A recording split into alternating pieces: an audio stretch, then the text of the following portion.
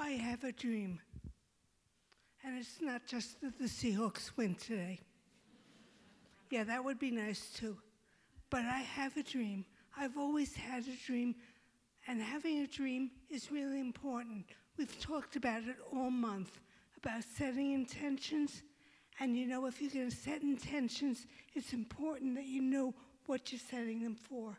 And a dream sets the parameters. It lets you know who you want to be, what you want to do. And without that, you just live the same year over and over and over again and get nowhere. Well, I've always known what I wanted to do. I wasn't real clear as to how I was going to make it happen. I wasn't real clear as to what the subject matter was, but I knew I was a teacher, a speaker, a coach, and that I was going to write a book. Small dream. And I've always known that. Well, in the mid-90s, I was introduced to religious science in a big way, because due to circumstances of where I lived, I had the opportunity to teach the core courses. And I was doing that for about 2 years, and I was really into it.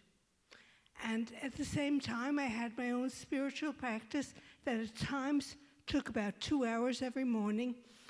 And I was just really into the fact that I had a partner. God was my partner. And I could do anything with God as my partner. And in the late 90s, I wrote a book, published it, and started doing retreats around the book. Also did some workshops around it, and I was in heaven. At the same time, I got a job speaking for a company that was sending me all over the country and 2 weeks in England, and it was really wonderful.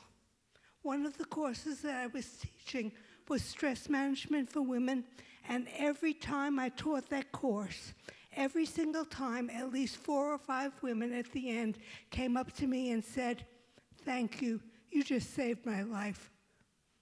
That made it worthwhile. That was heaven. And it was wonderful to be living my dream. Until in 2003, I had a major stroke. There was major damage, and when I left the hospital 3 months later, they told me, "You will never live on your own again. You will never drive a car. You will never work. And you probably won't walk." I was in a wheelchair at the time. Well, I was in my 50s, and I didn't want to hear that. But the worst part was that something else was lost when I had the stroke. I lost God. I couldn't concentrate. I had no connection at all. And I was just fighting my way back just by willpower. No partner, just on my own. And it wasn't easy. I went to an assisted living place where I was living with 90-year-olds. I was in my 50s. This isn't a life. But 2 years later, I moved into my own apartment. And a year after that, I had my own car. The other things have been a little slower in coming. But fast forward, a few years later, a lot of years later, I actually was able to come back here, start taking classes again, had some wonderful practitioners over the years who made a real difference in my life. And I got back into studying and into having a spiritual practice and into having God as my partner. And let me tell you, it's much easier when you have a partner. You know, Kathy Ann says that our job is to figure out what we want to do, and God will take care of the details. God will take care of the how. And it's much easier when somebody else can figure that out, because that's too much for me. And so time goes on, and I'm back here, and I'm working with a practitioner who has this brilliant idea that I should do a power talk. Well, I've wanted to do a power talk since we started doing them years ago, But my human mind, my ego said, you can't do that.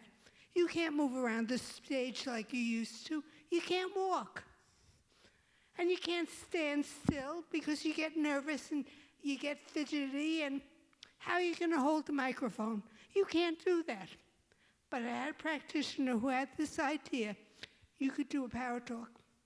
And we've worked on it, and that's what you call a miracle. Being here today is a miracle. And that's what happens. Thank you.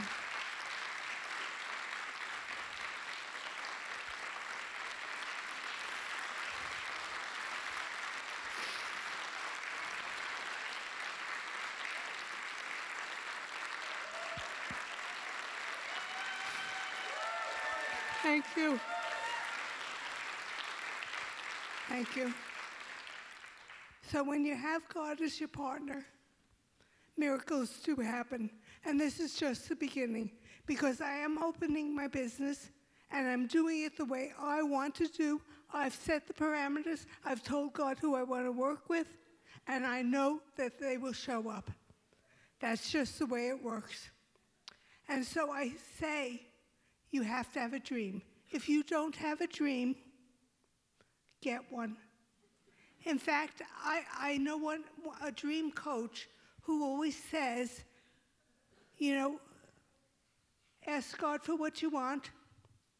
And if you don't have a dream, ask God for a dream. Because that's where they come from.